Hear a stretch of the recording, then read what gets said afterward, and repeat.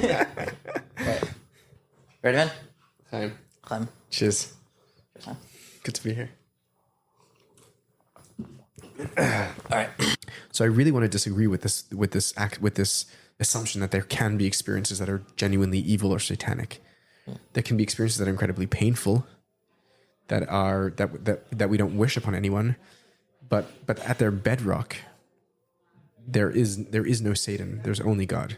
And if we can believe that and feel that, we can allow ourselves to go there and to go to the painful places that we need to go to in order to be whole again.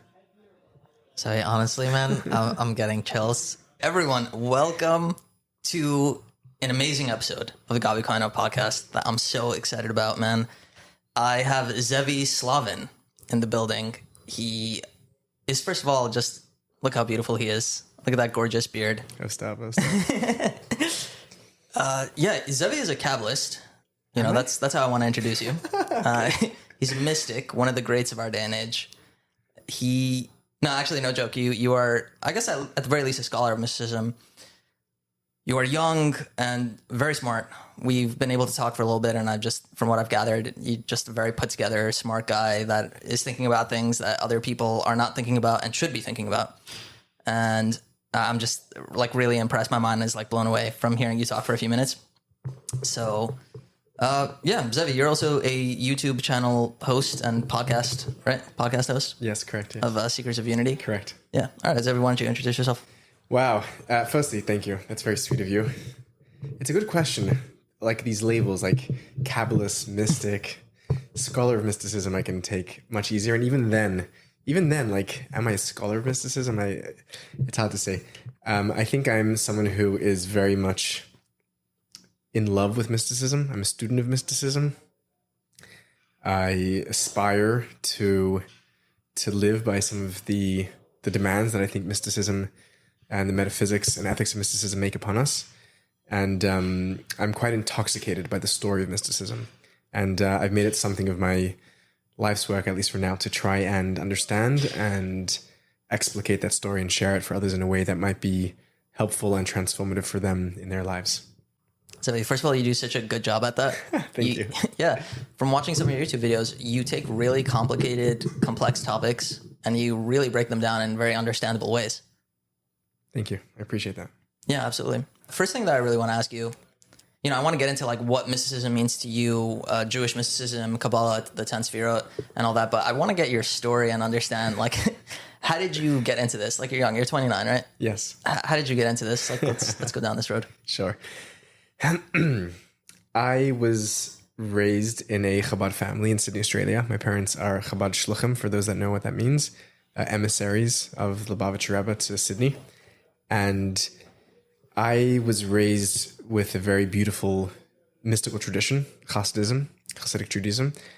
But as a kid, it really made very little sense to me. It's a very complex metaphysics. It's a very nuanced theosophic cosmology. And as a teenager, which was when we began to learn it, it really didn't make a lot of sense to me, which is understandable. It's complex kind of stuff that even very intelligent adults struggle with.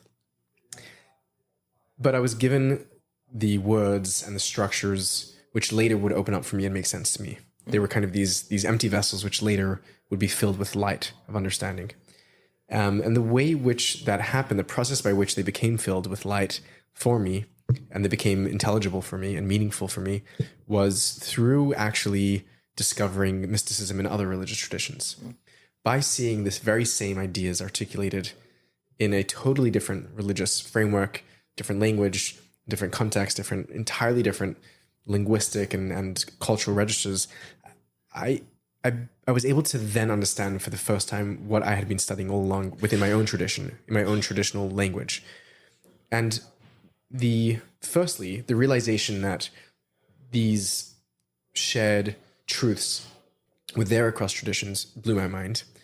The realization that by understanding another's tradition, I could better understand my own tradition blew my mind. I was raised in a very traditional Orthodox way where the other was not to be touched, was heresy, was outside, was forbidden. And the fact that it could help me in my comprehension of my own religious tradition really, really it was undeniable as a teenager, and it was also incredibly. It just made no sense to me. Like, I didn't understand how that happened. How did they know this, and how did it help me understand my own tradition better? And I spent the next bunch of years asking myself that question, and that's led me to where I am today, getting to talk about mysticism all day. Wow, that's fascinating. From my understanding, it's like you started seeing other religions and their mystical practices more specifically, and that helped you understand how you were kind of brought up and gave you sort of like insight through the contrast of seeing, hey, wait a second. And actually comparison, like you're saying that you saw that they were very similar to what you were living by. And so how were you even exposed to it? Like, what was your first exposure to, I know for myself growing up as an Orthodox Jew, it's very difficult to get exposure to other religions and what they think. Sure. The first point of contact was actually a novel that I read, and I'm somewhat embarrassed to admit it, just because of how popular of an author it is. He is. I always debate whether I should say it, but the truth is I should say it because it was a very pivotal moment in my journey, and I have a lot of gratitude to Dan Brown. He's written some very famous novels, and one of them was Lust Symbol. And in the Lust Symbol, there was some very, very rudimentary basic ideas of Christian biblical mysticism. And it was there for the first time that I came into contact with mysticism of another faith. I didn't even know that the word mysticism existed. I didn't even know that what I was studying in my Hasidic philosophy class in the morning was mysticism. That's a foreign word to me, a foreign word to Judaism in truth, which has been a point of contention for contemporary scholarship. But that was where I first discovered it, first in Christian mysticism, and then I think it was next Muslim mysticism in the form of Sufism, and then off to the East, particularly through people like Joseph Campbell, exposed to forms of Hinduism and Buddhism as they'd been, and people like Aldous Huxley, William James, and the list goes on. Wow! So your early start was with Christianity and like their kinds of mysticism. The very first mysticism that I encountered outside of Judaism was Christianity, which is very much the other when we're living in a Jewish Western context, right? They are that which we're up, comparing ourselves, and both theologically and in many other ways, and for large swaths of history have been people that have, the Christian faith has been a source of a lot of pain and persecution of Judaism, and the ability to see my own truth there reflected therein was absolutely a shock. It was totally shocking. That's amazing. What was the first experience, or a strong experience that stood out to you that like, hey, these are Christians, they're legitimately kind of like how you put it, intellectually, spiritually, almost aliens to us, completely other, and I think at least when I was growing up, I don't feel this way so much anymore.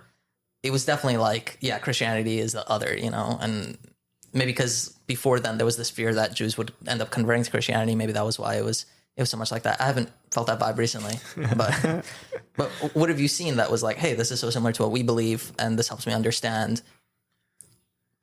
I want to say more, I forget what the word is, like universal ideas of mysticism and what's like, whatever. I'm about to get sidetracked and I don't want to, but I kind of like say this on the podcast before. A lot of people that believe that religion's a lie, is something to keep in mind is like the best lies they always say are shrouded in truth. Like there's truth within it that makes it a good lie. And if you think about it, religion is probably the most successful thing ever, the most successful ideas. So it's like, what is the truth within it that is being expressed? And it seems like you kind of started seeing that within mysticism, that like, hey, there are universal truths here. So I want to get your take on it. Yeah.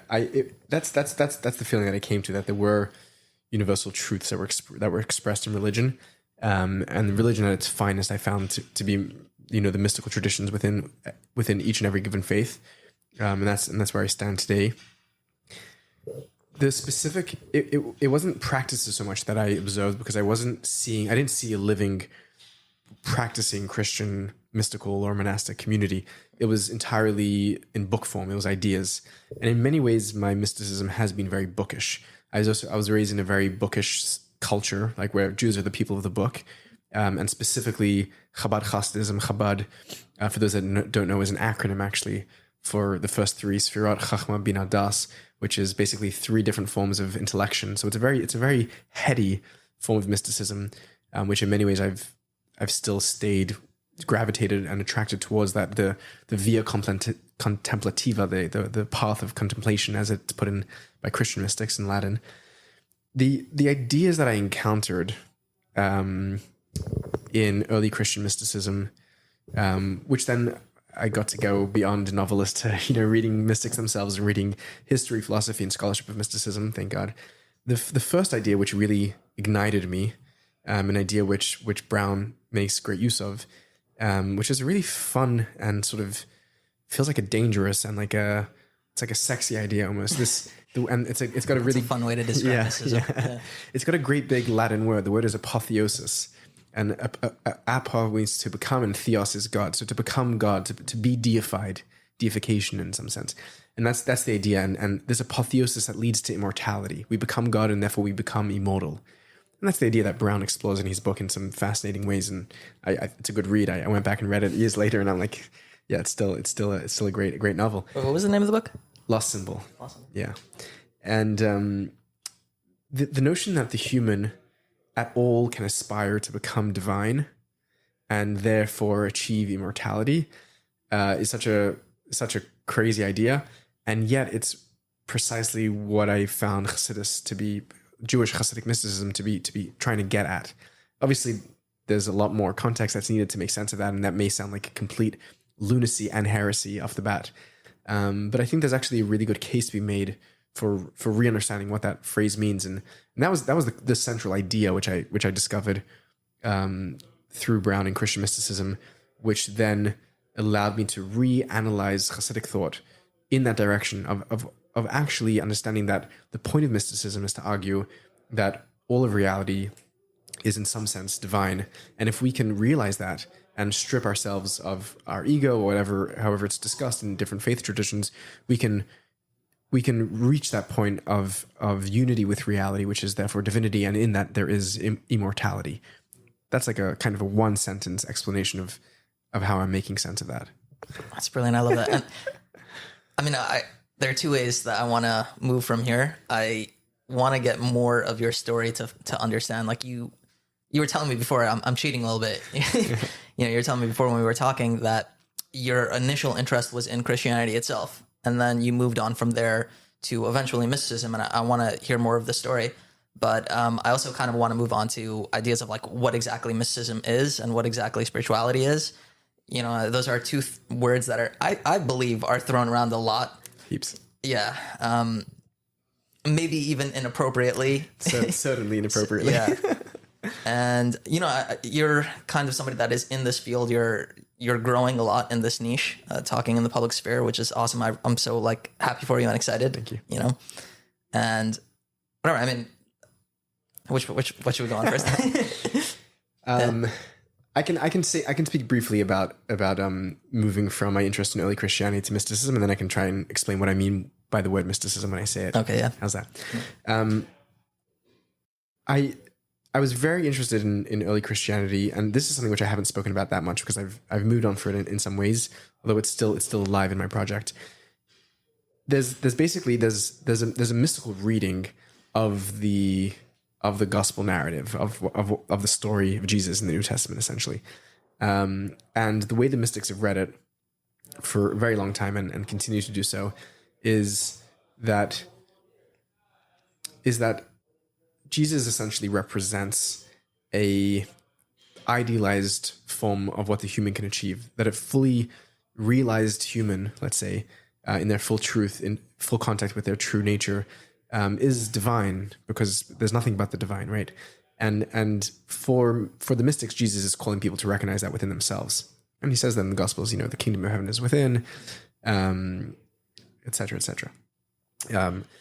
He quotes the book of Psalms, Va'ani amarti Elihim atem v'nei Elin kulchem lachen kadam tamusin, that behold, I have said that you are gods and the sons of the Most High. So these are biblical Jewish ideas which Jesus is tapping into, and the way the mystics read him, he's doing that as a mystic. He's trying to call people to their inherent divinity that's within them. For many of the mystics, what happens in early Christianity is that where things go wrong theologically is that people divorce that message and they say, no, Jesus, you're God. We're just fallen, sinful humans, and we need you to redeem us. And Jesus, from the mystic's perspective, is like you guys really didn't get my point. And I'm trying to tell you that you're all divine and you all have that beauty inside of you if you can only tap into it. We're all the children of God, not just me. Anyhow. By the way, that is such a Jewish concept. Turns out Jesus was Jewish, actually. No way. Yeah. This is like a big, shocking news. I think it's like some recent archaeology discovered that. A lot of the theology. Here's a bit of I'll tap into an old scholarly field that I used to be much more involved in. A lot of the scholarly research around early Christianity, the theology of early Christianity, believed that Christian theology had emerged from a Greco-Roman milieu. And if to understand Christianity, we have to understand, the Greek and Roman theological context of Christianity, because that's where Christianity ends up going. What happened in the next wave of scholarship was to say, actually, if we want to understand Christianity, we have to understand Judaism, because that's actually where it's being born from. It's being born by Jews speaking in Jewish tongues to other Jews about Jewish ideas, and only later does it go on to be written in Greek, right? And to take that theological form, and that scholarship by now is very clear and evident, and there's a tremendous amount of good scholarship looking at how these mystical ideas, which is what we're indicating here, develop in and around the Second Temple period, which then make their way into early Christian theology. A great book on the subject from a Jewish perspective is Shaul Magid's Hasidism Incarnate, where he shows that ideas of like incarnationalism, which is a core of Christian theology, that God takes on flesh, the carnal body of Jesus. Magid believes is actually a Jewish idea. Incarnationalism is Jewish before it's Christian. And when Christians begin to talk about incarnationalism, we need to distinguish ourselves from them theologically, and we drop that kind of incarnationalism. And then in the Hasidic movement, when we're no longer worried about the Christian other because we're working in our own spaces, we're able to pick back up that original Jewish idea of like God in the body, which is a very, very fascinating theme. So I'm still interested in the early mystical elements of early Christianity because I'm interested in mysticism, but a lot of the direction of sort of the biblical scholarship that I was more interested in, I realized that what was beneath that what was really interesting for me was the mystical side of it, and which is what I gravitated towards, and which is what I'm doing now. Which begs the question: what is mysticism, right? Right. That brings us back to. Is that a good segue? It's a great segue. I mean, I do want to. This is again me cheating. You were telling me before you even wrote a paper on this, correct? Yeah. And on how to understand the Bible through almost like a Jewish lens. How to understand specific elements of the New Testament as being written in a Jewish literary milieu. It's brilliant. Yeah. I have to say though, I finished this eye-opening course on the Dead Sea Scrolls. Nice. Yeah. Part of the Great Courses Plus. Nice. Whatever. And one of the things that this really opened my eyes to was how different Judaism back then is to the Judaism today. Absolutely. Like what we are today basically is like an offshoot of what's known as the Pharisees. Correct. Which are seen as, from my understanding, I haven't read the New Testament, but from my understanding, it's seen as, we're seen as the bad guys in the New Testament. They don't get the best rap in the New Testament. Let's say. Right. But it kind of blows my mind because I'm seeing stuff like from this historical perspective of like these different Jewish sects that existed back then, and seeing how like we've evolved, like how we've evolved and operated today. It honestly blows my mind in ways that like I wish I could transfer this to the audience, but I like you have to go through the course and then maybe take the same epiphanies that I had, which is just very difficult to do. But so you kind of looked at the New Testament and you were like, hey, this is more maybe like a midrash or something, right? Yeah. And you kind of like tried to see, hey, this is maybe we've just closed off value that can be given from this New Testament. We've closed ourselves off to it because we view them as the other, and that's unfortunate. So you decided to write a paper to explain how hey, this is actually redeemable to even Jews. So what happens? Yeah. Does your family disown you? No, my family's awesome. The paper didn't end up, I never published it. It never reached up. No one saw it besides for a handful of New Testament scholars that I sent it to. for review, and they were very sweet to do so and help me with that. This is gonna make it in the video. I hope so. Yeah. Okay. So it didn't make it. I'll repeat that sentence in case you want to cut that out. No, it's yeah. Okay. The paper didn't go anywhere. It was never published to a public audience. Only a handful of biblical scholars who I sent it to for review saw it. It ended up being instrumental in other ways. That it got me invited to a conference in Israel, put on by this Catholic organization, and I ended up staying and living in Israel for years subsequent. So it was pivotal in kind of the unfolding of my own narrative. Yeah, I mean, on one foot, what I think is happening there in the Gospels, particularly in Matthew's Gospel, I want to be careful with this because sometimes people hear me calling, they think the New Testament is a Jewish book and this and that. I want to be very careful in how I present this. The Gospels lean back on Tanakh, on what we call Tanakh, what scholarship refers to as the Hebrew Bible, what used to be called the Old Testament, no longer a term in vogue in the scholarship. Lean back on Tanakh, on the Hebrew Bible, to try and prove certain propositions about the nature of God and Messiah and Jesus, and the nature of sin and redemption and those sort of the core of Christian theology, in an attempt to try and see those things as predating the New Testament and existing in the Hebrew Bible.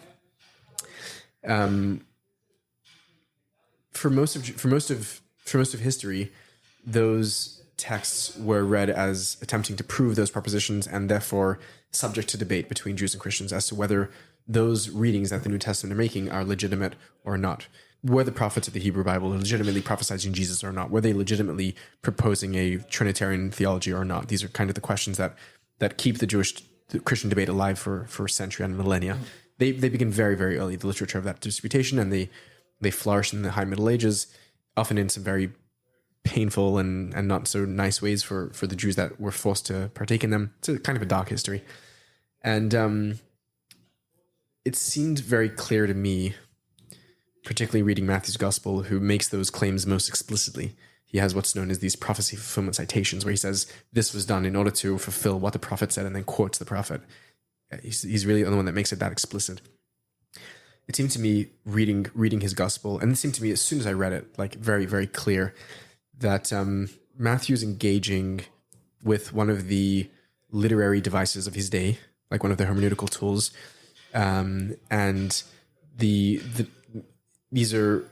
a Jewish author. The attribution to Matthew is a Catholic attribution, and so whoever's writing it is Jewish, and whoever's writing it is aware of rabbinic literary practices and theory and hermeneutics. Seems also to be aware of some of the literary practices practiced in the Dead Sea Scrolls. Pesher is what it's referred to as. It's their version of what the Pharisees have, which is drash. Similar also to what's happening in other apocryphal and pseudepigraphal texts of the period, and also in Josephus, in terms of seeing prophecies applied in contemporary context. Whoever reads rabbinic drash, particularly Agadic drash, knows full well that the rabbis making those arguments are not trying to prove anything from the text at all. They're playing with the text in very creative and expansive ways. They're reading the texts intentionally out of context. They're reading them in hyperliteral, in non-literal, in linear, in non-linear, in all kinds of tricks and tools that they have, and we have lists of those tricks and tools of which they engage and play with the text with. They're not trying to prove things from the text. They have something which they know to be true already, and they're trying to creatively, playfully connect it to the biblical text. It's what we know as an asmachta, for example, in later Talmudic jargon. They're leaning it on the text, right? When we try and prove things from the text, there's a different set of hermeneutics and axioms that we engage in. It seems to me that we've been reading the New Testament for a very long time, and this is not my own. Once I saw this, I saw that other scholars have made this case already. It's not my own chidush, it's not my own innovation. It's very clear that the way that the authors of the gospel and Paul as well to some extent, that they're not trying to prove anything from the Old Testament, and therefore there's nothing to debate about. They know something to be true. They're speaking, they're preaching to the choir, they're speaking to their own people, and they're simply creatively leaning their beliefs back onto Tanakh, the same way that the rabbis at the same period are creatively leaning their beliefs that they don't feel need to be proven. They can also do proof if they need to, but when they don't feel they need to be proven, they do these creative midrashic readings. To then go and argue, to then analyze a piece of literature that is a drush, that is a creative leaning, as if it's a proof, is like to try fill up your car that takes diesel with unleaded. It's just stupid. It's just a misunderstanding of the genre, and therefore this debate that's irreconcilable. But if we understand what the actual genre is, then the debate, as far as I can tell, is a non sequitur, because you can't accuse Matthew of being non-literal, hyperliteral, of taking things out of context, of mistranslating things, because that's precisely the methodology that we employ when we creatively misread text. So yes, he's misreading. Yes, he's taking it out of context. Yes, he's not saying what the text actually means, because that's not what he's trying to do. He's not trying to prove anything. You can see I'm still a bit upset about this. There's still some passion there. Yeah, I was going to comment. I think like part of that is, I feel like there are going to be a lot of people listening to this. We're not encouraging anyone to be Christian. You know, I've no interest in making anyone Christian or thinking anything like that. But there are going to be a lot of people that are going to hear this with a certain kind of old school mindset that like, oh, these people are heretics. They're promoting Christianity to a Jewish audience. Like, that's not what we're doing here at all, you know? I get the sense that like you've thought about it in a way where it's like, hey, there is value in the New Testament and it can be looked at through a Jewish lens in the same way the rabbis look at like texts that are written in the Torah, and they're like, hey, this doesn't mean the literal interpretation of what it's saying. It actually means XYZ bizarre other things, and you can infer so many beautiful values from it. You can do the same thing to the New Testament and say, hey, you know, there are great values here, and you know, don't spill out the baby with the bathwater. That's the vibe I'm getting. You know, I agree with that. That's not even what I'm saying. Like that would be no, that would be taking a step further. Okay, to say that there's actually things of value. All I'm saying is that this was a text written by Jews for Jews in a Jewish literary context. Let's read it as such, and when we read it as such, we'll actually be able to make sense of it. Mm-hmm. And I'm saying this to both Jews and Christians. Like, let's read a text as it was intended. Yeah. I'm actually not even telling Jews to read the New Testament. Like, I don't think they need to or have to. Right. I'm saying if you are reading it, just understand its literary context so that you're not misreading the text. Right. And that if people are debating the text, specifically those prophecy fulfillment citations, to stop debating them, because it's a stupid thing to do, because it's not there's no you can't debate over this form of medrash basically. To be clear, to echo your disclaimer, I'm not encouraging Jews to become Christian. I'm not even encouraging Jews to read the New Testament. I want Jews to say Jewish. I want Christians to say Christian. If we're going to be reading historical documents, let's read them accurately. That's all I'm saying. That's awesome. I'm going to argue with Zevi. I'm going to say, guys, I want you to do whatever you want. You know? Jewish, whatever, you do you. But this is another thing I did want to ask you, though. Speaking of Christianity, you were studying it very deeply. Did you maybe feel moved or compelled to convert at any point? Was there a philosophical or theoretical, like just a religious, or just like a feeling within you, like, hey, maybe this is the right way to go, this is the wrong way to go? Were you scared? Like, I know for myself, when I first started, like, even just learning about other religions, there was maybe a part of me that was like, hey, am I really supposed to be doing this? So I'm just wondering how you felt about that. Yeah. There is a long-standing prohibition in Judaism from studying things that are outside of Judaism. And that's been sort of doubled down in contemporary Judaism. Was there any point where I wanted to convert to Christianity? No. There was never a point where I was considering that.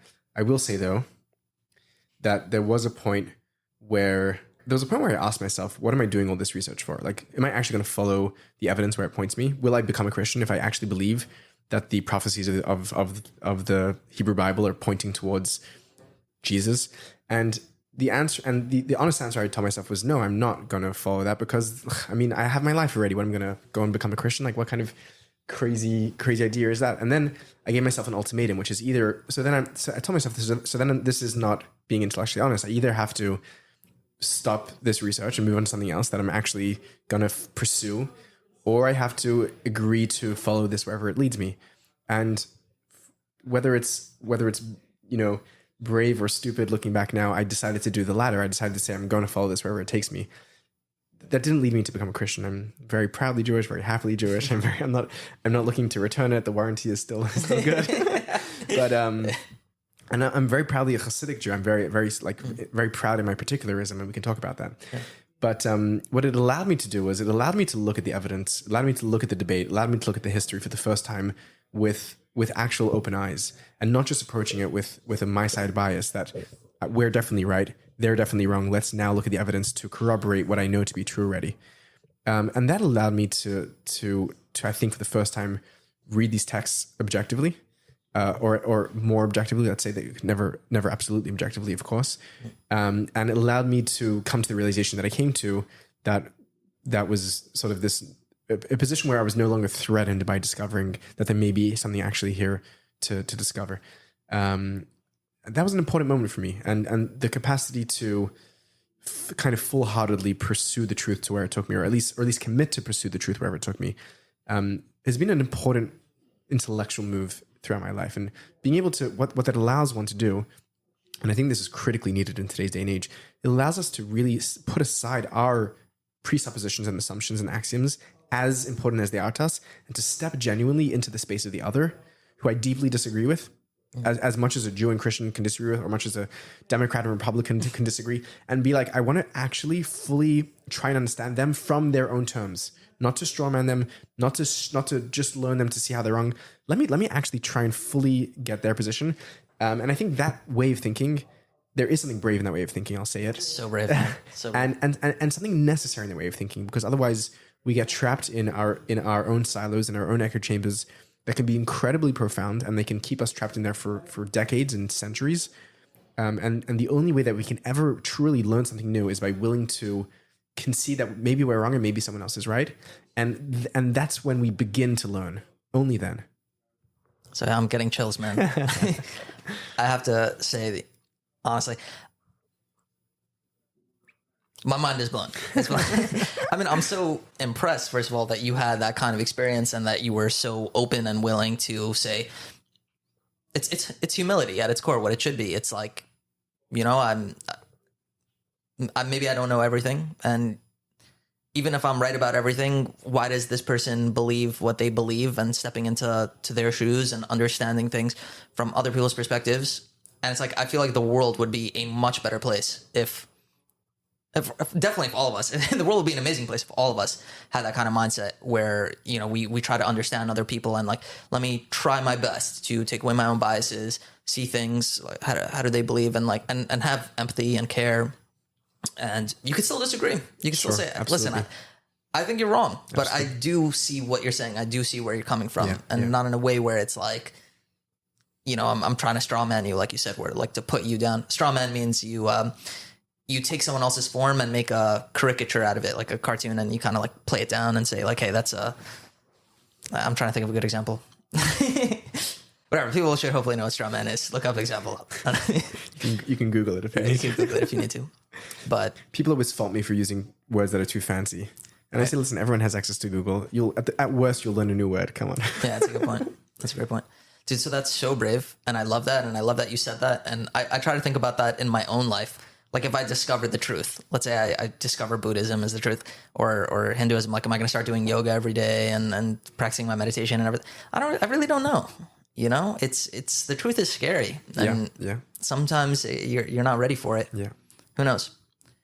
But whatever, it's like, yeah, you live your own cushy life. You don't want to have to change or to do anything because you find out what the truth is, but that's probably a better way to live.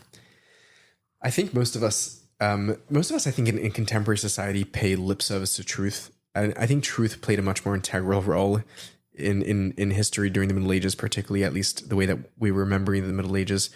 I think today there are a lot of other factors that drive us besides for truth, and legitimate factors. I mean, survival is a good reason, a good motivator besides for truth. We didn't evolve necessarily to deduce axioms to their logical conclusion. The avoidance of pain, the pursuit of pleasure. There are many other things besides for truth to pursue. And yeah, I'm not even such a truther in that sense. Like, I don't think everyone has to throw away everything and follow the truth. I think that might also be a bit of a scary world to live in. Yeah. I think even truth itself has to be tempered. But certainly, if we are going to be engaged in a pursuit of truth, and if we are going to be engaged in a critical analysis of ourselves and society, Levinas calls philosophy the critical self-consciousness of civilization, right? And if we're going to be engaged in critical, thoughtful, meaningful dialogue with interlocutors that we disagree with, certainly there needs to be an epistemic humility to follow the truth where it leads us. I love that even more. I'm blown away by that. So now I want to understand, though, you end up in Sfat for this Christian gathering. Not in Sfat, in the Galilee, in the Galilee, near the Kinneret, yeah. Okay, and then you do this convention, you decide, hey, I'm staying in Israel, and you run around teaching mysticism. Tell me, what is mysticism? What is mysticism? Yeah. I run around teaching mysticism. Great description. It was an interesting period of my life where what is mysticism? That's a great question. It's a great question. It's a highly used and highly abused word. There's a good scholar who said that there are as many definitions of mysticism as there are scholars of mysticism. And the truth be told, that we're still not, in the academic world, we're still not at a consensus of what mysticism means, even within the field of mysticism. And scholars within the field who are working on this for decades very seriously still have major disagreements about what the term means. One of my big dreams and aspirations is to provide some sort of unified theory and definition of mysticism. And I've done kind of work around that on the channel, and I've researched for more, God willing, in that direction. And we're going to get into that, by the way. Okay, good. I've gone through many definitions of mysticism, and try to understand how those definitions evolved historically, and what was happening in that moment that produced that understanding of the term, and where the term comes from. And that's classes that I've given on the channel already, which I encourage people to check out if they're actually interested on the history of the the etiology of the etymology of mysticism, if we could say it like that. By the way, the channel link will be in the description. Cool, sweet. Thank you.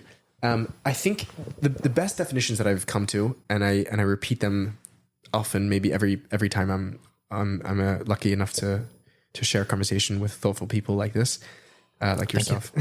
The two definitions that I've most been drawn towards are one from Evelyn Underhill, who was an Anglican scholar of mysticism, who wrote just a little after William James wrote his major work, the Varieties of Religious Experience.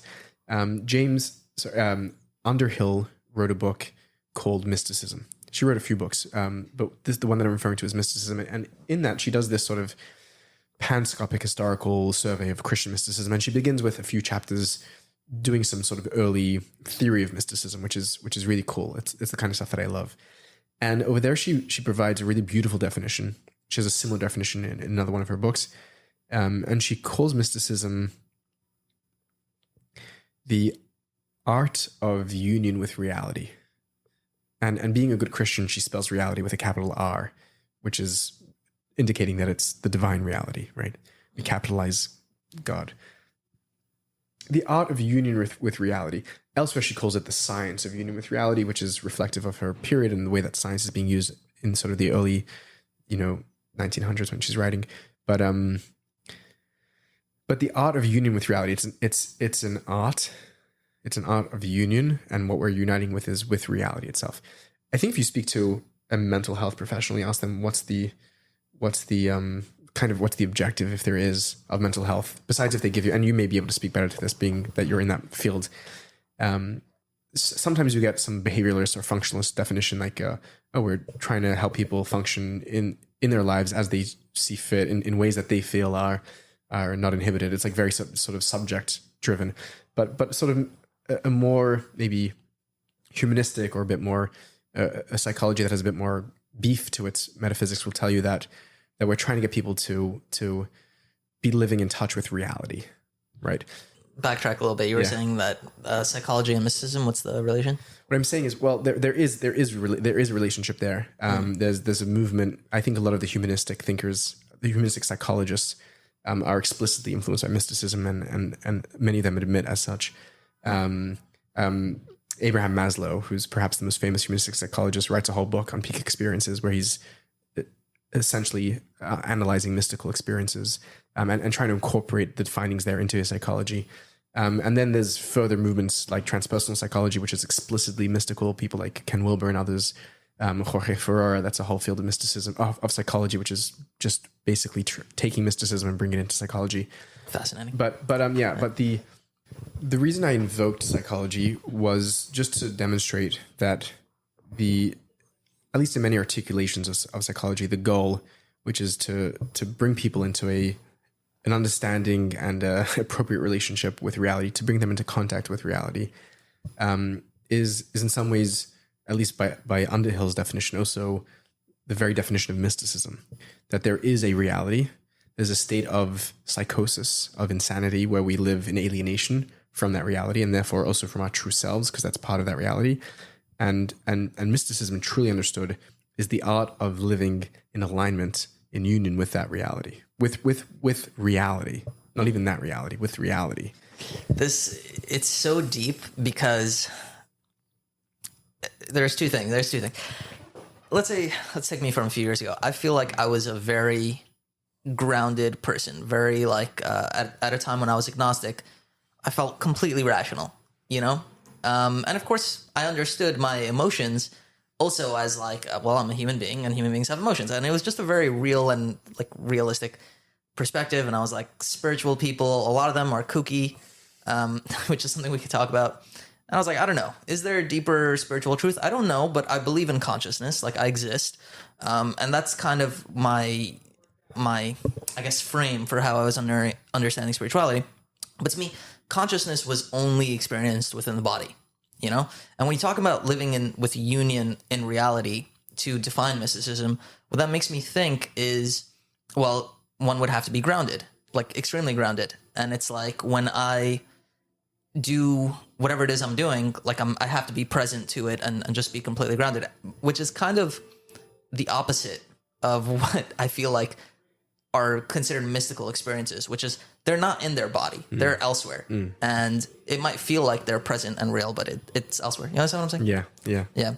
So I wanted to ask you kind of what you mean by this connection with reality, when I feel that so many spiritual experiences are what one would call a spiritual experience is not grounded in this reality of the body. Right. I'd say. Yeah. So let's be careful with our words here, because words are the tools with which we communicate. It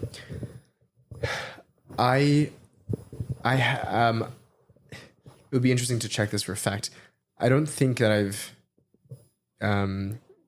used the word spiritual or spirituality up until this point. I'm sorry, you're right. And I try not to use that word when I'm teaching either, because I think that there is something different between spirituality and mysticism.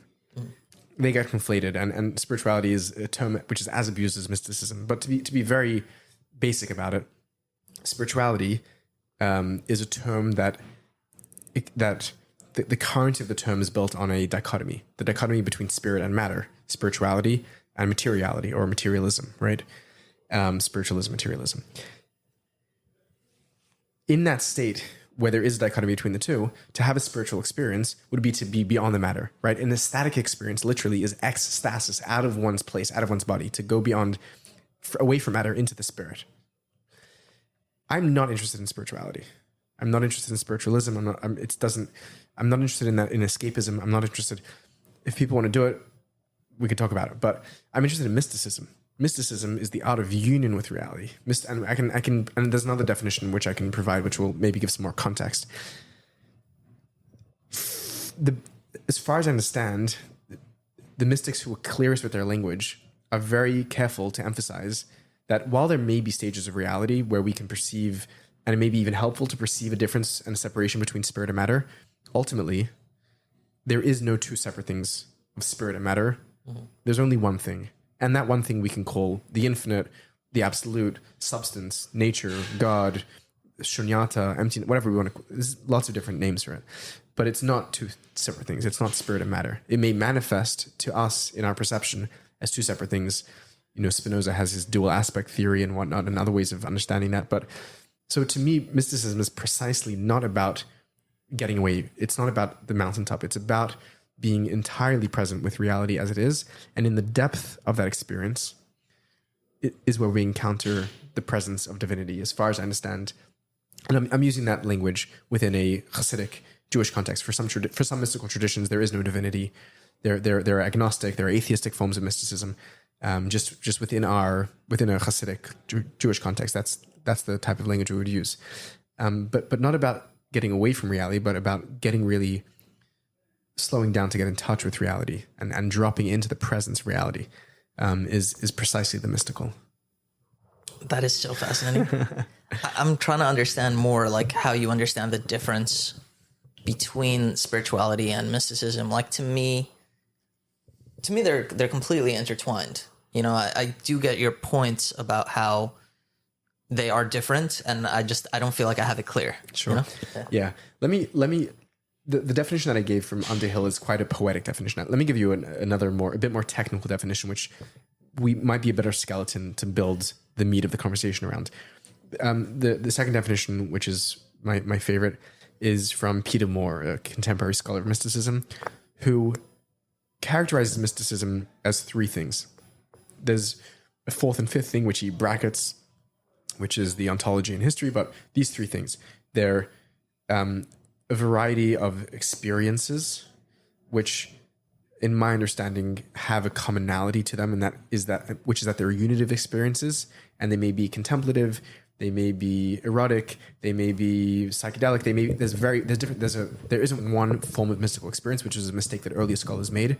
There's a variety of experiences. I do believe that those varieties share a unitive component or an erasure of multiplicity and duality. Kind of there's positive and negative ways to getting to unity, if that makes sense. So unitive experiences to simplify it, unitive theories. So when we have those experiences, which are not really fair to call them experiences, because experience itself is a dualistic language, which is predicated on a separation of subject and object. But with the porpoising of language, all we're left is to call them experiences. But for the mystic, they are reality itself, right? So when we have those experiences, we then need to try and understand our everyday world, which seems not to be unified. And in the attempt to bridge the gap between our experiences and our everyday reality, we establish unitive theories, and those can take a variety of forms. They can be stories in the form of mythologies. They can be theological stories. They can be theosophies. They can be cosmologies. They can be scientific stories that try to make sense of the commingling of unity and multiplicity, the one and the many, the story of thousands of years of Western mysticism, the great chain of being to reconcile the two. So unitive theories. And number three is unitive practices. This is Moore's definition. Three things that make up mysticism: unitive experiences, unitive theories, unitive practices. Practices are two things. Practices are the rituals and practice that humans engage in to try and precipitate those experiences, right? So meditation, breathing, fasting, silence, prayer, all the mystical practices. And practices include the way that we behave in the world, having had those experiences and knowing what we know, the theories that we've developed to understand them. How do we act towards nature, towards ourselves, towards others? What is the ethical, essentially? So the ritual and the ethical. So for Moore, those are the three things that make up mysticism. They are unitive experiences, unitive theories, unitive practices. I genuinely think that framework is a really, really helpful one. And when we think about all other things that we may put in the camp of spiritualism, whether that's seances or magic or reading the stars and zodiac and necromancy and 1,000 other things and talking to the dead, all of those things, if they're not unitive experiences, theories, or practices, they're not mysticism. They're spirituality, they're spiritualism, they're something else. They're occultism, they're esoteric. There's many other categories for them to fall in. I'm a purist when it comes to mysticism. It's still a very wide field because there's a lot of experiences, a lot of theories, and a lot of practices that fall in those three boxes.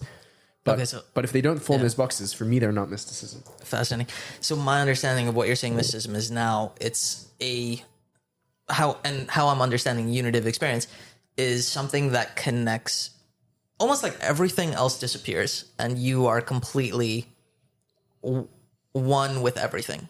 And I want to say this carefully because I think people will feel, this is going to sound bizarre, but people will think, okay, I need to connect with God. Or, an easier example is like people are like, I'm trying to become enlightened.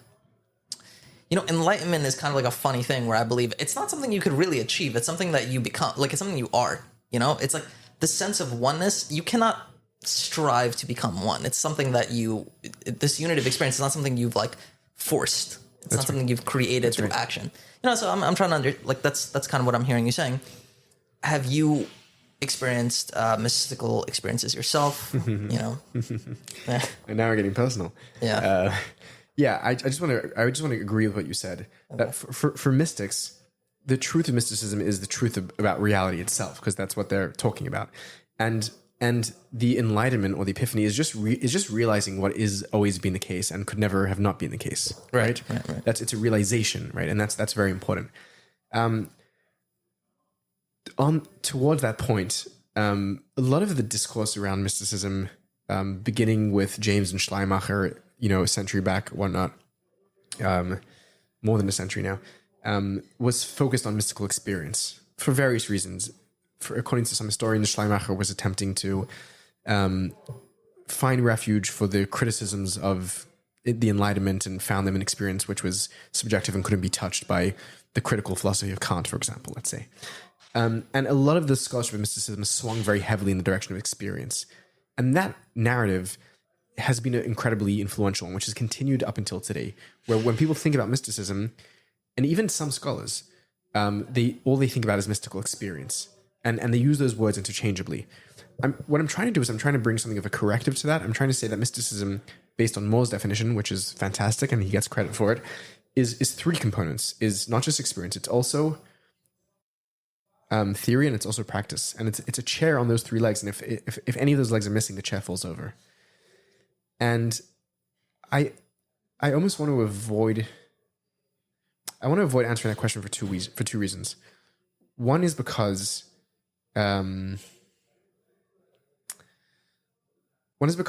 it brings the locus back to just experience, and it avoids the other two legs, which I think in some senses are more important.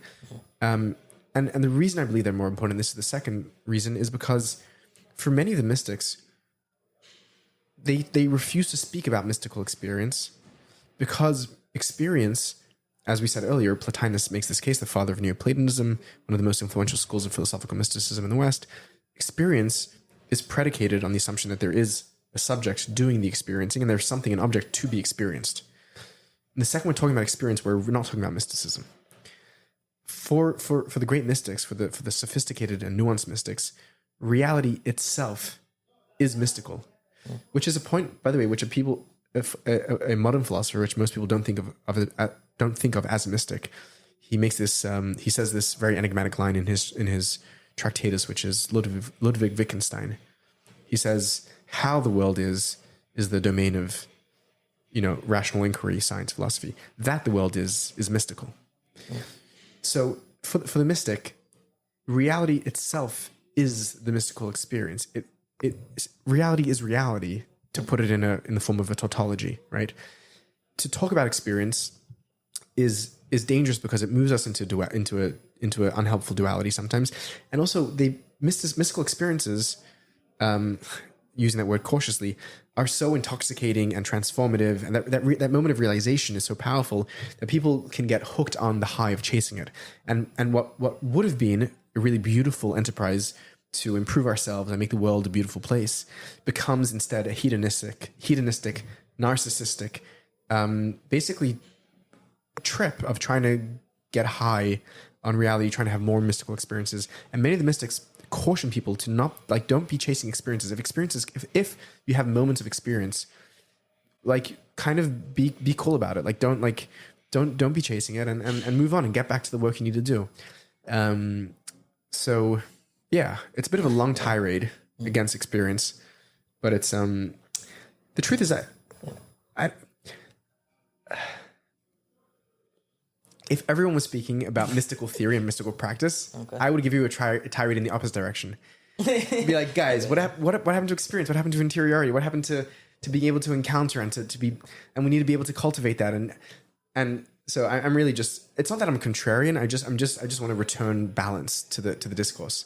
And whenever I see the balance all on one side, I want to remind people that the balance needs to be centered. And there's a lot of really good historical scholarship. I'm not just making this up. There's a book written by Dans Denys. I think they're called The Darkness of Mysticism, where he basically makes a very elaborate, compelling case that experience amongst Christian mystics, which is his specialty, experience is actually not they're not interested in it. They don't want it. It's a persona non grata at their party. And I think the same is true certainly for Chabad mysticism, where the early Chabad Rebbeim say, like, they intentionally reject spiritual delights.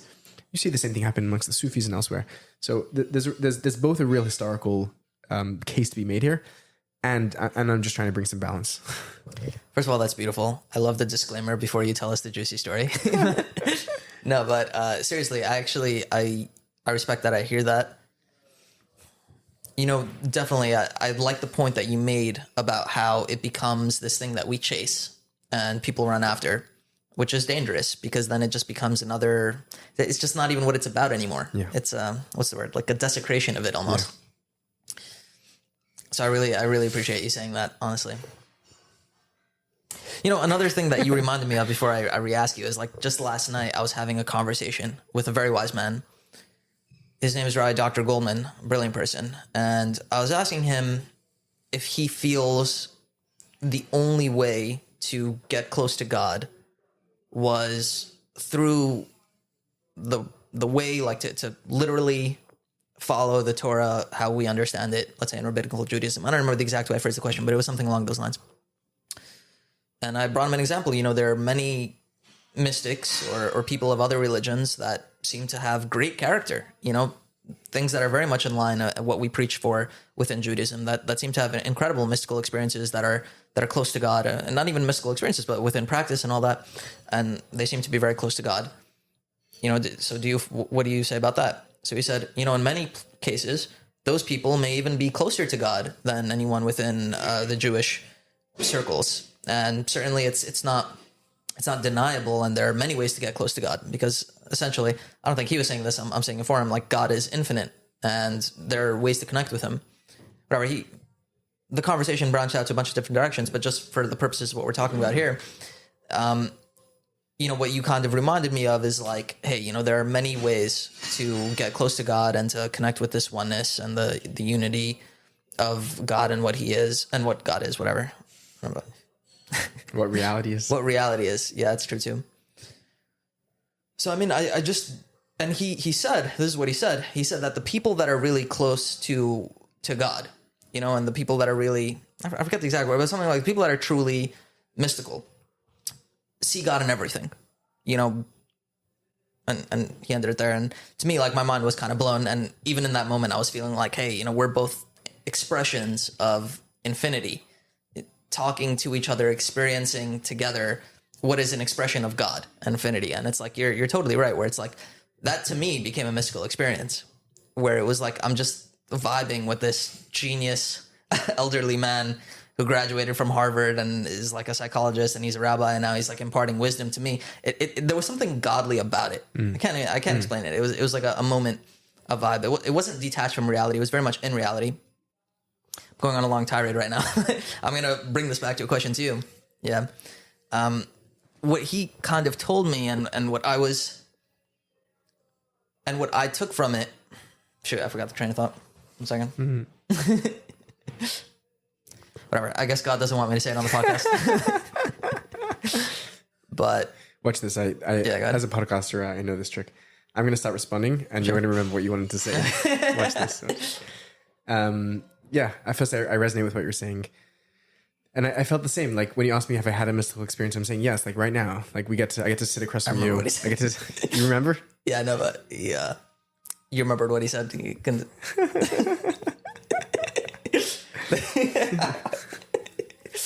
Did it work? It worked, but then as soon as I said it, I remembered this is what it was. He was saying, and this is actually to your point, he was saying that I asked him after if he ever had a mystical experience or anything like that, and he said, I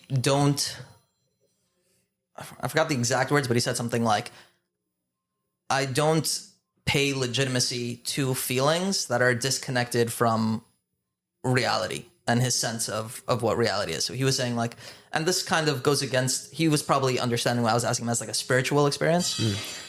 something that was like an altered state of consciousness, which probably he was viewing like that's not a mystical experience. He was very much with maybe more in line of what you're saying, which is like everything is really a mystical experience when you're connected with God. You know, it's everything is something that is meaningful, that's important, that is meaningful in the deepest sense of the word. You know, like this is the oneness and the unity. It's like this is if God isn't important, like nothing is, and everything is godly. So it's like this is all important. So he kind of echoed what you're saying, which is like, hey, you know, it's these mystical experiences, or is not what it's about per se. Spiritual experiences. But whatever, anyways, but going back to it, I do want to hear some experiences that you would be willing to share. I feel like they make juicy stories. So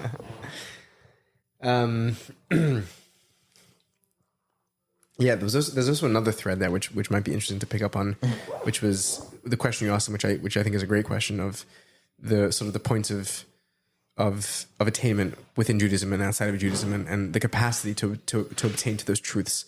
And there's something very admirable in the fact that he was able to admit that even outside of Judaism, people are able to be close to God. I mean, there's which to me seems to be a very classical Jewish position as well, you know, a biblical position, which has somehow been lost in contemporary Judaism to our own chagrin, I think, to our own deficit.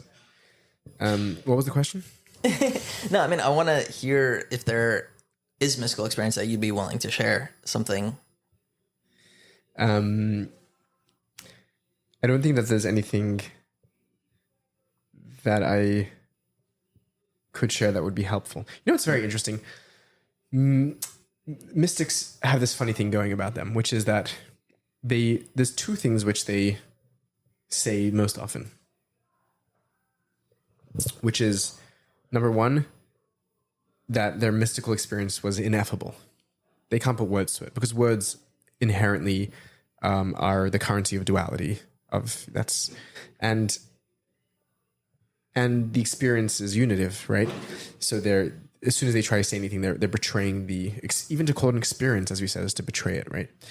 And on the other hand, they can't stop talking about their experiences, right? It's ineffable, yet they can't stop talking about it. Which is a funny thing. You know, it's also interesting being someone who's now involved in the world of mysticism and sort of the research and education around it. I get a lot of, you know, beautiful correspondence and emails, and it's a you know, rewarding part of the work that I do. So often I get people writing to me to share with me their mystical experiences. And to me, those emails, and I hope I'm not coming off here as callous or jaded and God forbid mean. To me, those emails are, and I tell this to people, like, to me, those are the most boring emails to get. It's like another person with an epiphany, with a mystical experience, you know, and the shapes and the texture that it took. It's so subjective. This is the point that William James makes, by the way, in his great book, The Varieties of Religious Experience, which is that these experiences are so unique and independent and subjective and personal. It's like waking up and you had a crazy dream and you want to share it with someone else, and for you it's really interesting, for no one else it's not interesting for anyone else. Something just genuinely.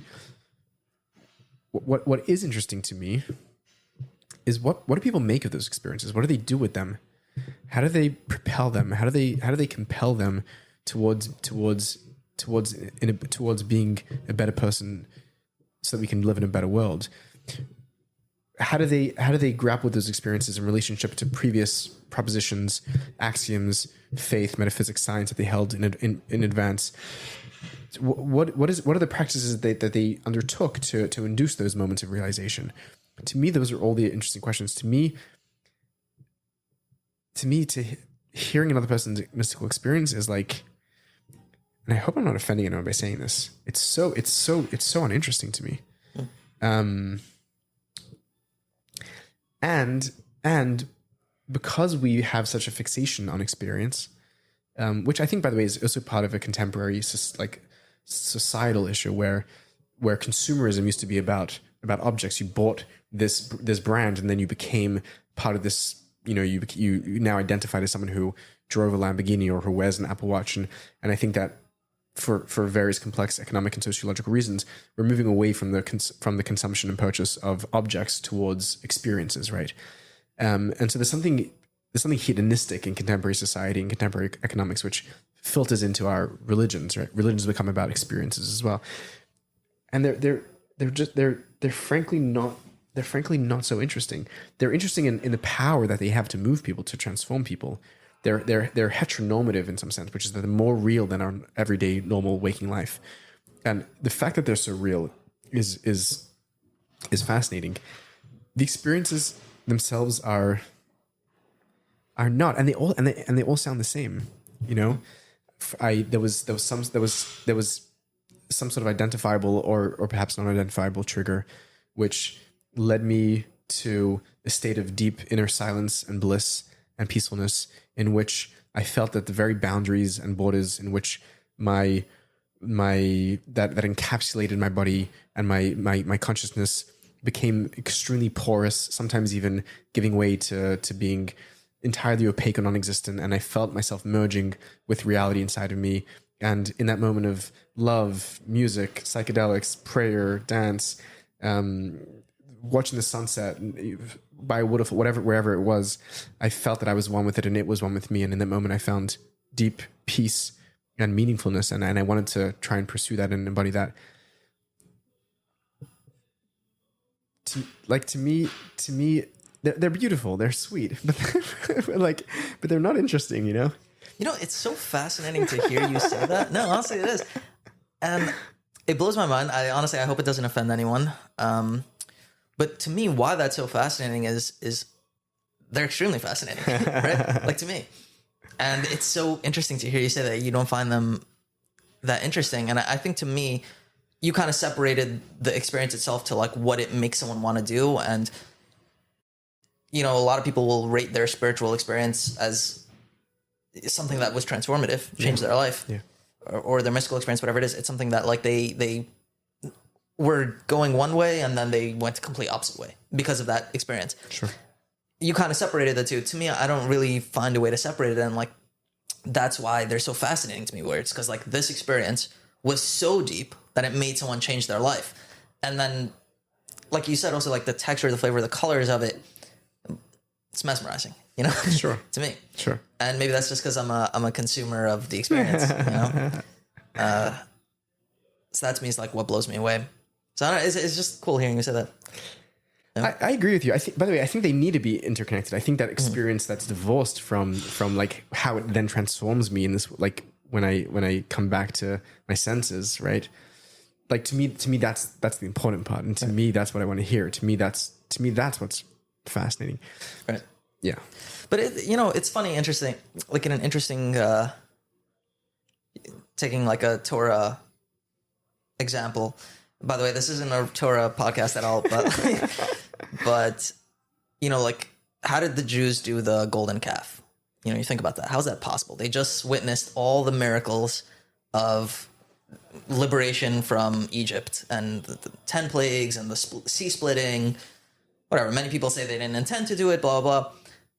But meaning the point is they legitimately saw God basically firsthand. So how can they go ahead and sin thereafter? Yeah. It's like the answer is like these mystical, like these things. You could see a miracle and it could blow your mind and everything, but it doesn't last per se, you know? And what really matters is how it changed you. Yeah. Yeah. And yeah, that's a beautiful point. There's a part of the discourse which I feel is missing, particularly now. I think the most prevalent place in contemporary society where mystical experiences are being generated is with the help of psychedelics, entheogenics. Entheogenics? A different term for the same thing. Oh, okay. To me, the discourse, there's something missing in that discourse, which is, there's a Hebrew term, which is very well known within the Hasidic mystical tradition, which is Avoda. Avoda. Avoda means... Oh, Avoda. Yeah. Yeah. It's funny, actually. When we... Avoda means work. Literally means work. Okay. Labor. That's what it literally means. It mean, in different contexts, it means other things. In the Hasidic context, it also means service, divine service. It means worship. It means It's often used in the context of the temple services, so the sacrificial services. It's a rich Hebrew word laden with a lot of connotations. Who's it? Emily Dickinson, who said that words wander through the streets and pick up connotations and carry that with them as they go. So a lot of connotations on the word Avoda. But Eved literally means a slave, servant, to work. Like Avoda, Ibud Eris is like to work a piece of leather, which is tough work. Chassidus talks about Avoda, and when Chassidus talks about it, Hasidic philosophy, it often uses that word synonymously with prayer. Prayer is the place where that work takes place, almost primarily for Chassidus. Avoda, insofar as the great work, the opus, the magnum opus, the great work, insofar as Hasidic philosophy understands it, is to transform ourselves, is to take our raw material, our emotions, our bodies, our minds, and to work them into vessels for channels for divinity, channels that are in touch with reality, that can live in that state of being. L'shanis teva medosov, to change the very constitution of our emotional and physiological makeup towards being chariots of divinity, towards being merkavot. And what I don't see in the conversation around psychedelics and mystical experiences is avoda. What is the work that we're doing? The work which precedes the experience, the work which happens during the experience and follows the experience, to transform ourselves, to make ourselves better humans, better citizens, better partners, better lovers, better students, better teachers, better people, more divine people. That's avoda.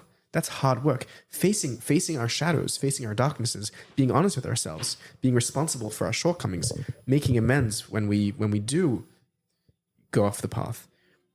That's avoda, facing the self deeply. Looking at the parts of ourselves that are not integrated and saying, which parts of me have I alienated from within myself that I need to reincorporate and show divine love to? Where do I need to forgive myself? That's avoda. And that's not a blissful mystical experience. And by the way, this can happen in experience too. So not all experiences are blissful. Experiences can be terrifying and torturous. And I think those are the better experiences because there's work to be done there. And I want to talk more about avoda and less about experiences. No, I love that so much. In a previous podcast I did with Sonny Perlman, we talked about using psychedelics for addiction and recovery. He's an addiction recovery specialist, so I asked him.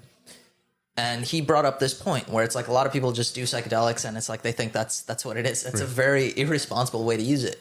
It takes work, like I think he said should be doing therapy for 2 months before and 3 years after, Nice. And that was kind of his take. So I hear that point where it's like, hey, it's one thing to like have those experiences, but it's almost like a cop out and like a cheap, easy, like, hey, you have the experience. It doesn't last. You have to integrate that. You have to let it move you. You have to let it, I guess, shape you. But, something that I did actually want to talk about that I talked with this rabbi also, which is kind of in line with what you're saying, is he brought up the same concept that you're saying. Many mystical experiences could be horrifying. And he said, even in a sense, like evil, because who else is a spiritual being? Satan.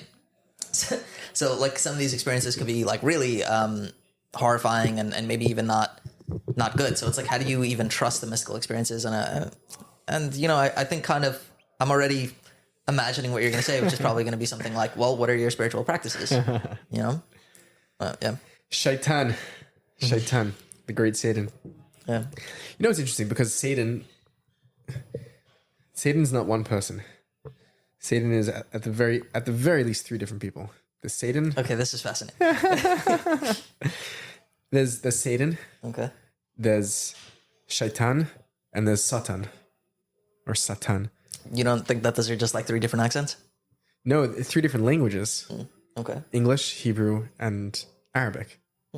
Right? When you say Satan in English, I mean, we could be translating the Hebrew term, but if we're not translating, then if we're talking directly about Satan, we're talking about the Christian Satan in English. When we say shaitan, we're talking about the Satan of the Quran. We're talking about the shaitan of Islam. When we say Satan, we're talking about the Satan of Judaism, the Hebrew Bible and onwards. They're not the same people. They're not the same people. They're like, they have a lot of commonality. I'm sure if you put the 3 of them in a room together, they might vibe, like, guys, we have so much in common. Yeah. But they're not the same people. And the metaphysics of them are very different, fundamentally different. The story of Satan in Christianity, in Islam and Judaism are fundamentally different, right? Satan in Christianity is Lucifer, is the fallen angel, right? Who questions the divine order. In Gnosticism, it's paired up with Sophia, who's the mother of wisdom, but is also the one who questions the divine order, the pleroma of the Heavenly Father. Satan in Judaism is not those things. Satan in Tanakh, in the book of Job primarily, where he makes his grand debut, is the accuser. He's the one who he tries calling Eov's bluff. We live in many ways in a Jobless Judaism, right? There's where that theology is somewhat absent, but the metaphysics of at least of a lot of Orthodox, not in a historical sense, but in a technical sense, Orthodox as in classic Christian thought, sees a dominion of darkness, of evil, ruled over by Satan, which is separate from God, which is other than God, which God. There's a battle between the forces of light and darkness, a theme which you see, by the way, in the Dead Sea Scrolls as well, which you recognize from the recent course. The children of light, the children of darkness, and in the end of days, in the eschatology of Christianity, it's God which is victorious and vanquishes Satan and the realm of darkness. Judaism doesn't roll like that. We don't have sort of a denizen, a god of darkness and a god of light. We have a God who, according to the prophet Isaiah, as instantiated in Jewish daily liturgy, is the one who creates both good and evil, both darkness and light, are formed by God. And they're both within the divine. Satan in Jewish theology is a servant of God who is sent on a mission to try and tempt the human to test their free will and to see whether they'll follow the will of God or not. It's a very, very different character. It's a very, very different character, and the metaphysics there are not there, which all leads me to say that in Jewish mysticism, while there is in Jewish mysticism a robust theology of Sitra Achar, literally the other side, the forces of impurity that exists, in a more fundamental way, unlike in many aspects of Christian theology, there is no absolute realm where there's a true dichotomy between good and evil. There's only God. And God, in fact, transcends good and evil, incorporates both light and darkness. And in a messianic moment, darkness itself shines like light, and vice versa, because that binary is ultimately not a true one in God's unity. This is particularly true for Hasidic mysticism, where the emphasis, the core, the bedrock of Hasidic metaphysics is 3 lines from the book of Deuteronomy, which is Ein Od Milvado, there is nothing but God.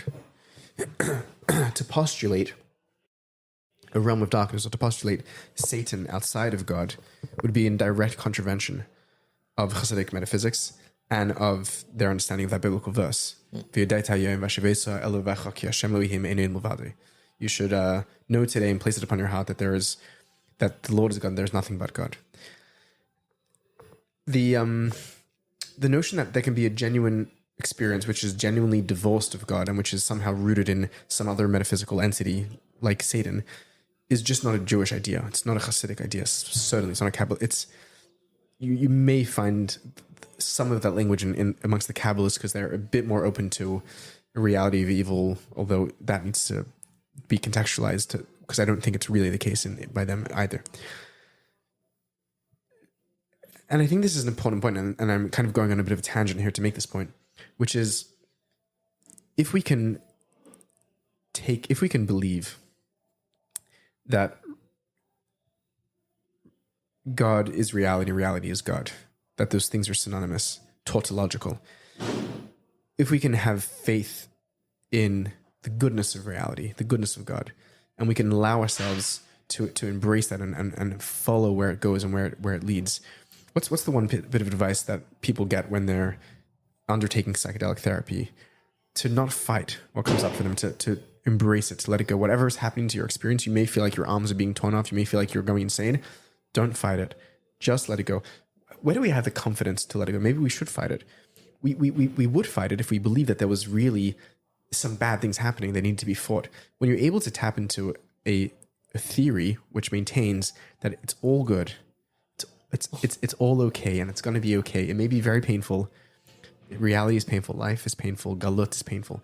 But if you can really sink deep into that place, which I think is the point of so much of the Hebrew Bible, the book of Esther, Shir Hashirim in particular, where God's presence is absent. If you can sink to that place where you can let go and let reality hold you, and of the goodness of reality, trust in the goodness of reality, then we're in a place that we're open to experiencing reality as it truly is. And we're no longer gripping ourselves with white knuckles to not allow ourselves to dissolve into reality because of the fear of what might be there lurking under the waters of reality. So I really want to disagree with this assumption that there can be experiences that are genuinely evil or satanic. There can be experiences that are incredibly painful, that we don't wish upon anyone, but at their bedrock, there is no Satan. There's only God. And if we can believe that and feel that, we can allow ourselves to go there and to go to the painful places that we need to go to in order to be whole again. So honestly, man, I'm getting chills. I feel like this is everything you've been saying has been golden, and I feel like this might be the most like just beautiful piece of wisdom. Everything is okay, everything is good. Might be painful, might hurt, but it's all okay. Anyways, Zevi, so something else that I did want to pick your brain about is, what have you found to be more universal concepts of mysticism? And I don't want to say spirituality anymore because I know you made that difference. But of mysticism, and you've worked with and talked to a lot of people of different faiths with different mystic beliefs. And somebody else who I find fascinating, I would love to get on my podcast one day, Sam Harris, who's an atheist, and even he believes in mystical experiences. I'm just fascinated to hear like your take on like what you've learned. Be more specific. Well, first of all, I guess like, do you feel that let's say like the things that you've described to me, do you find that Muslim Sufis will believe this, Christian mystics or atheist mystics? Like, do you find that these concepts are universal? Right. If not, like, what have you found are differences? Got you. What have you found? Got you. Sure. I think there is I think there's an overwhelming amount of commonality between the mystical faith traditions. I'll say like this: when I was younger and earlier younger in this research, those commonalities were like gold to me. It was like every time I discovered another commonality, it was like it blew my mind again. And sometimes the depth and nuance and specificity of those commonalities was shocking to me. Like I would be learning a really arcane, esoteric, Hasidic or Kabbalistic track, which was discussing the very first moments of the creation of reality and what was happening in sort of the inner divine dynamic and between the Siluk and the Parsa, and like some really, really not the kind of stuff that you get on pop Kabbalah publications, like some really granular metaphysics. And then I would pick up a book, reading some kind of latest scholarship of Buddhism, let's say, and really working out some very fine metaphysical points. And the very same questions that were being posed in the Kabbalistic sources were being posed in the Buddhist sources, with the very same answers being given in totally different languages, with no, as far as we can tell, and we can talk more about that, no cultural interchange between them, at least in those moments. So those have blown my mind again and again. It reached a point where those commonalities became so abundant and clear to me that what became more interesting was the differences, right? Right. And in some sense, in conversation too, there's a point of conversation where we need to begin by establishing commonality, right? Common language, common cultural references, and we do that in in sort of very quick and natural ways as humans that we sort of have been communicating since we're children. What makes the conversation more interesting is when we can get beyond our commonality and actually talk about like some real differences and really tease out. And there's something very beautiful about that. In Judaism we have a value of machlekes l'shem shamayim, that we have disagreement for the sake of heaven, for the sake of God. So what's been interesting to me lately is trying to understand the unique genius of each tradition. Where does each tradition flourish? As far as I can tell, their metaphysics, their logic, the structure of their thinking, the problems which they're trying to solve are really tremendously common. And for many traditions, they're actually working on the very same sort of philosophical bedrock in doing that articulation, particularly in the West. Really, Judaism, Christianity, and Islam are all really building on Neoplatonic, Neo-Aristotelian foundations when they're working out their mysticism. So the commonality, and even when you go east, I think that still holds true. The commonality is really, and I can kind of, I have a theory of what the universal structure, the universal grammar of mysticism is in some sense, which is an exciting project. Wow. Okay. This part 2, we'll discuss this. To me, what's interesting is their unique differences and their genius. Where do they flourish? Where do they excel? And I think that, I mean, there's a lot to say here, and there's a lot to be spoken about. I'll regal achas on one foot. We could say that the flourishing of the genius of Jewish mysticism is in the way that it integrates its experience and theory into practice. In the very tight relationship between mysticism and legislation in Judaism, between some of the greatest halachic Jewish legal minds in Judaism were also the greatest Kabbalists. That's a very, very tight-knit relationship. And what that means basically is it's a highly, in some sense, it's a highly terrestrialized and mundane form of mysticism that's really brought up. It's really, really, really tied very deeply, dovetailed into our everyday lives. And both from a theoretical perspective of seeing real divinity in the body and materiality, even in the ego, which is a radical move to make from a mystical standpoint, and also in the practices, in the way that we notions like b'chol dorchecha de'eu or shivisi Hashem l'negdi tamid, ways that we try to encounter divinity not in moments of epiphany and ecstasy, but in moments of real mundanity. Mm-hmm. To me, that's the Jewish genius on one foot, and I think for each tradition that could be replicated in terms of what their genius is, but that might be longer than that. Yeah. We're closing on time, but legitimately, I haven't even gotten through like half the things I wanted to ask you. We didn't even get into the content creation aspect of it. I'm trying to think with what time we have left. Do you think it would be better spent if we talked about content creation or continue this conversation? Because I'm still like, my intuition is that the we should, if we've been talking about this the whole time, we should end on it too. Oh, okay, cool. Okay, so then I guess. Well, first of all, I mean, did you find any solid differences between different mystical practices and? There are real differences. They're entirely different. The practices are very diverse. They're beautifully diverse. For me, that diversity is beautiful. Here's the thing: as far as the mystics are concerned, God, reality, was unified before any of this, before reality as we now know it came into being. Why then did reality, did we go through the process of splintering ourselves into billions of pieces, right? It's a genius question. Right? And the answer that the mystics give is that original unity is something, it's boring. Yeah. It's what do you mean? It's just everything is the same for all eternity, unchanging.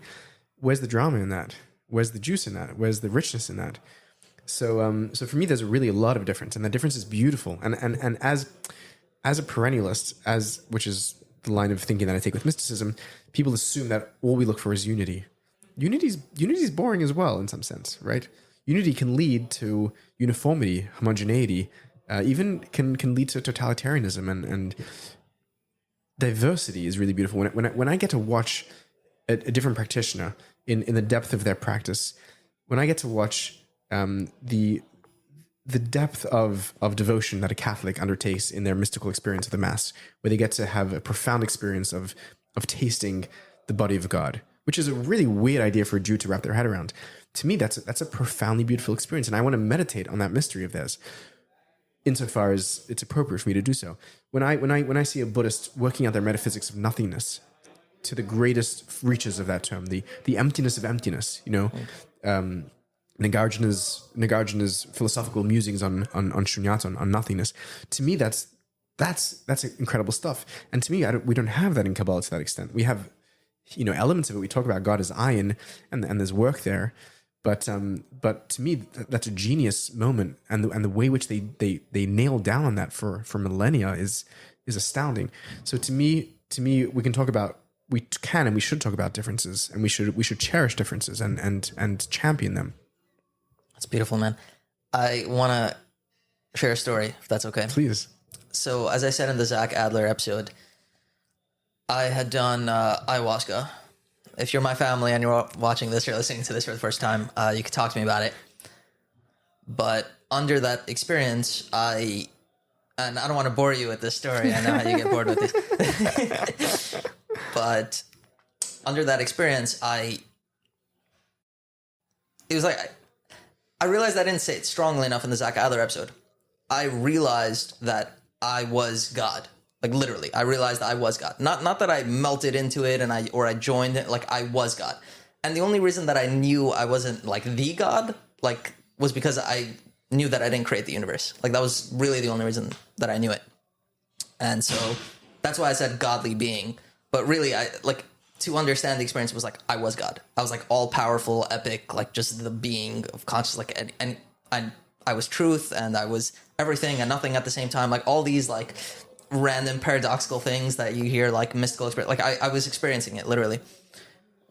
And so as the experience went on, I had seen that I had past lives, and whether that's true or not, one of the things that it allowed me to do on a tangent was it allowed me to laugh off a lot of the infuriating experiences of my life where I was like, oh, why did this thing happen to me, that thing, these petty experiences. I was able to laugh it off and be like, it's all part of the ride, it's like, and I can't believe I ever let that stuff bother me. And it also just let me see a bigger picture. I think it's like when imagine like a painting and you're standing like an inch away from it. You don't see what it is. You maybe see like one minor detail. But then you take a step back and you see this gorgeous painting and it's like you're awestruck. So what this let me do is it let me take a step back and just like have perspective. So anyways, I'd seen a bunch of past lives and I was in this state of bliss and I knew, okay, this is where I'm going to go back to after I die. Very obvious to me. And one thing that like hit me, I just knew it as true. I'm going to come back here again and again and again and again because I was like, this is nice. This is great. I love the bliss. Like this is amazing.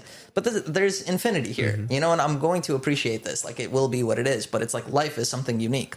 And whatever, to get a little more detailed, like my brother's going to kill me if he ever hears this. But, one of the things that I saw was that my brother and I were brothers in a previous life. And that when he came back down to Earth to live another life, I was like, I want to go live another life with him. When I told him this, I told him I had a dream, and I I knew this, but whatever. It was actually, I saw it from the psychedelic experience. What's my point? What are you saying? The boringness of the state of like unity and awesomeness and of like being God. It's like you want to come back and live these lives. Yeah. They're entertaining in a sense. Yeah. It's like why would you read a book? It's entertaining. I don't know. It's interesting. It's cool. It's cool to be God, but it's more fun. But it's more fun to be human. True. Yeah. Yeah. And I guess that's why we're here. That is why we're here. Yeah. It's funny. I feel it like talking about it, but it is why we're here. Good to be human with you. It is. Yeah. It's great to be human with you. And this is what I believe about everyone. We're all, and everything. We're all expressions of God and infinity. And it's like, and it's so crazy how we live without realizing it. I have this bizarre, sorry, I know I'm interviewing you, but I have this bizarre thought sometimes when I walk around or drive somewhere and I see this like person that, like a classic person, like walking around and he's like, he has no idea I'm looking at him right now, and he's just like in his own world, in his own mind. Sometimes, these people are like, tattooed up, like in their own like way. And I'm like, imagine if this person like thought like, hey, I'm an expression of God, like, and we lived with that. Like, what a different reality that would be around us. I don't know. There's a story which I loved of a certain Hindu mystic. I can't remember his name now, who used to travel around America, like giving his lectures, trying to tell people that they're God and trying to wake people up and help them realize it. And there's a lot of humor in Hinduism, which is one of the geniuses of their tradition. Talking about the genius of tradition, and he would go to, like, on the way between trips, he would drive from town to town, and he would, him with his aide or whoever would stop off in a gas station in the middle of, you hope it's deep somewhere in America, and he would see these people that were sort of just engaged in their ordinary lives, and he would laugh so hard, and his aide asked him, like, what are you laughing? And he says, look how well God hides. Look at how he's so like this game of hide and seek. He's playing so deep, which is what we talk about in Judaism. We have a God which is kel mistater, a God who hides, right?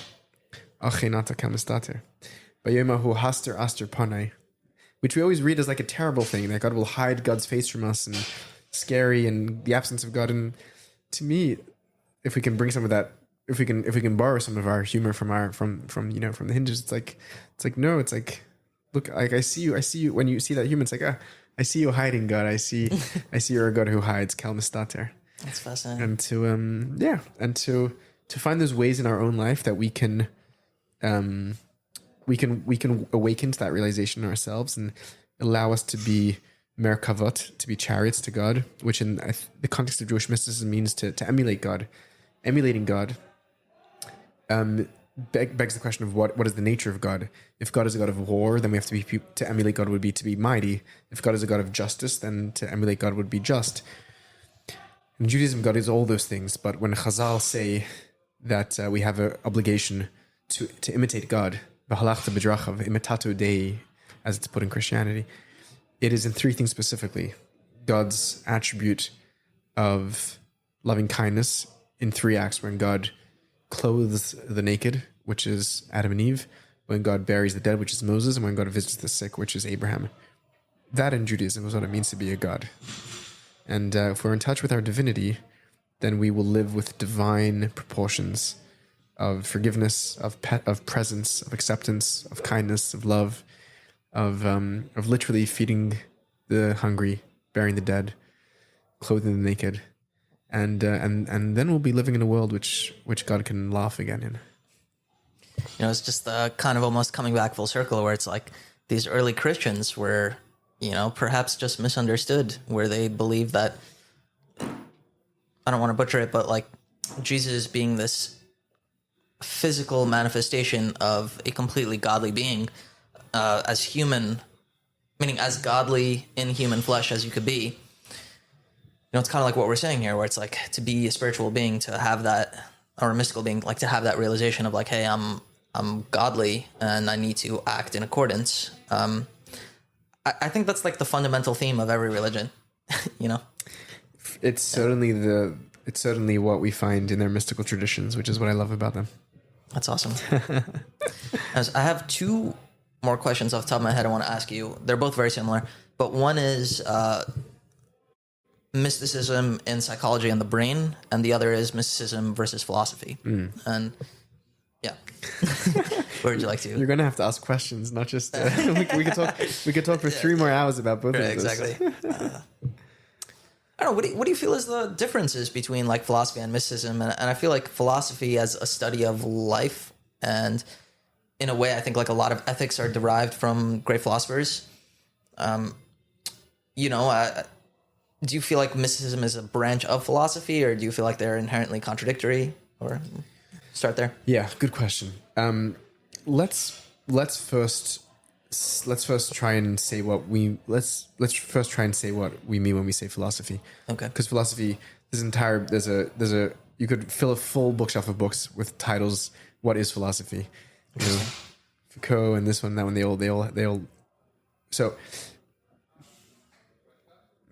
when most people talk about philosophy in a Western context, because this may not hold true for other forms of philosophy, and whether those forms are to be called philosophy or not is a lively debate in contemporary philosophy. But when we talk about philosophy in the West, in the Greek context, which is where the word comes from, philosophia, the love of wisdom, right? Philosophy is really three things. It's metaphysics, epistemology, and axiology. Metaphysics is the study of the nature of reality, which is comprised of ontology and cosmology. Epistemology is the study of knowledge, what we know, how we know what you know, justified knowledge.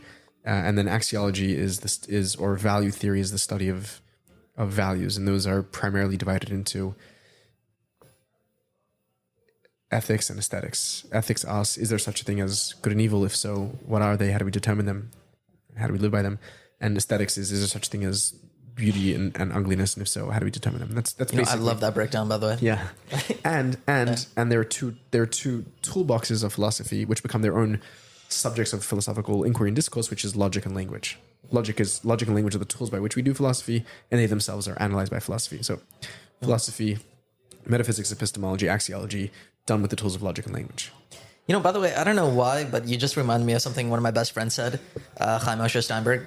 He said, there's a debate if math is a reflection, like, is math objectively true, or is it just something that we've created to help us understand the world around us? And, I don't begin to understand that, but he's like a math master's. And as you were describing philosophy, I'm like, yes, what's funny about philosophy, it's like how we kind of understand life and the world and everything around it, like, philosophically. Is that just like mental constructs, or are we actually tapping into some type of objective truth? Right. Yeah. This is a very, very, very old question that really tore the Middle Ages apart. Right. Yeah. Right.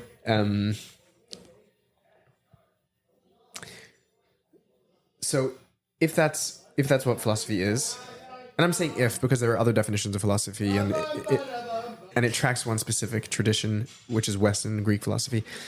But let's use that definition for conversation's sake.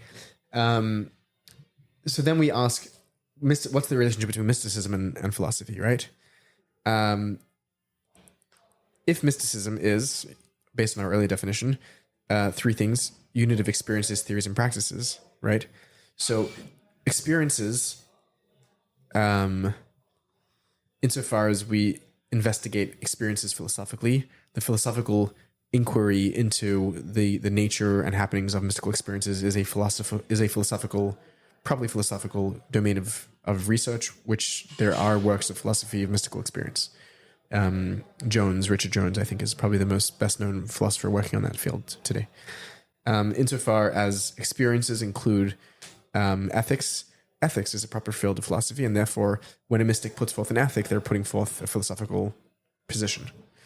Theory, when a mystic articulates a metaphysic of reality, they're articulating a philosophy. They're articulating that first branch of philosophy, which is metaphysics, either ontological or cosmological. That's mystical philosophy. And when we use the tools of logic and language to analyze mysticism, we're also doing philosophy analyzing mysticism.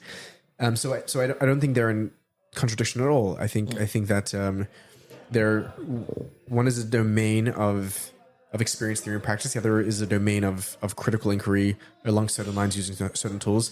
And there are moments in history where the two of them deeply engage with one another, sometimes in moments of intense criticism and rejection, sometimes in moments of intense appreciation and expression and articulation. I think some of the great philosophers of the West that we know of were mystics because they experienced, articulated, and practiced as unitive theories, experiences, and practices. Someone like Parmenides, I think, was a mystic. Someone like Plotinus was a mystic in my estimation. Someone like Pythagoras was a mystic in my estimation. Plato, there's good debate about. I'm not convinced, but a lot of people think that Plato was a mystic too. These are the men who are the bedrock of Western philosophy. I take Spinoza and Maimonides to both be both properly philosophers and properly mystics. And I know that people will disagree with those, and I have work on my channel where I'm trying to make that case. So I think there are many mystics throughout history who are not philosophers, who are not interested in irrational discursive inquiry into their experiences, theories, and practices. I think there are many philosophers who are not mystics, but I think there are certainly many, many humans who we can categorize completely as very good mystics and very good philosophers. And the notion that we have in contemporary society of this inherent dichotomy between mysticism and rationality is so anachronistic, is so non-historical. In the Middle Ages, rationalism was a mystical enterprise and vice versa for many philosophers and mystics. I'm not going to explain what that means because it will take some time, but I have content on it. And I think it's a big mistake in the contemporary world where we've divorced those two entirely. So that's philosophy. You asked about psychology as well. Zevi, honestly, so far, it's been a fascinating conversation. I appreciate you so much for agreeing to have this conversation with me. My pleasure. Just to say for everyone, I am in a studio in Brooklyn at our place. After the podcast that I did with Sonny Perlman, he loved it so much. He was like, Gabi, if there's anything I could do to help you, let me know. And he let me use this studio, which is how I was able to meet Zevi because you weren't able to come up to Queens. Honestly, I'm just so grateful to having you. Thank you for doing this with me. So appreciative. You are a brilliant person. You are thought out, well-read, and you are actually actively trying to make a difference out there. And I freaking love it. I appreciate that. I love it so much, man. I appreciate that. Thank you. Yeah. Yeah, just full respect for you. Completely. Zevi, I want to ask you in closing, and you know what, Zevi, I'm really glad also that you've agreed to do part 2 of this. We'll definitely have this conversation again. And I really want to get in depth because I feel like we could have an entire podcast on its own with psychology and mysticism. Sure. And neurology and mysticism. Sure. And, you know, I got my master's in family therapy and mental health, marriage and family therapy and professional clinical counseling, to be more specific. And I'm about to be licensed, which is exciting. So, yeah, we're going to have a whole podcast just on psychology and mysticism. Good. But, yeah, it's been really fun. Zevi, I want to ask you, do you have closing statements, things that you would yell from the rooftops? Something, you know, final message. To me, I consider myself, when I consider myself a mystic, I consider myself a mystic in the lineage of the Baal Shem Tov. I consider myself a chassid proudly. And the Baal Shem Tov's battle cry was Ein Milvado, there's nothing but God. And I want what that means. That's a radical statement which infiltrates every area of our lives and thinking, our thought, speech, and action. What does it mean to not alienate anything from our experience, to really, really incorporate it all as divine and to see it as playing a divine role? And I would say that battle cry of the Baal Shem Tov, what I'm trying to add to it, is that it is a thoroughly logical, rational, cogent, coherent, cohesive, parsimonious, empirical statement. And I invite people to explore it with me independently, because I think it deserves the time. It deserves exploration. That's beautiful, Zevi. Everyone, go check out Zevi's channel. Link in the description. And your podcast is also on a channel, or it's a separate? It's all under the same name. All of my work is under Seekers of Unity. It's beautiful. Guys, to me, in closing, you are so special.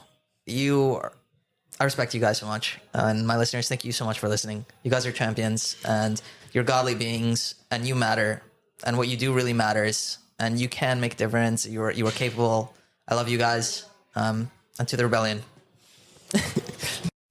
Oh, yeah. Yeah. All right. Well done, man. Thank you. To the rebellion, I love that.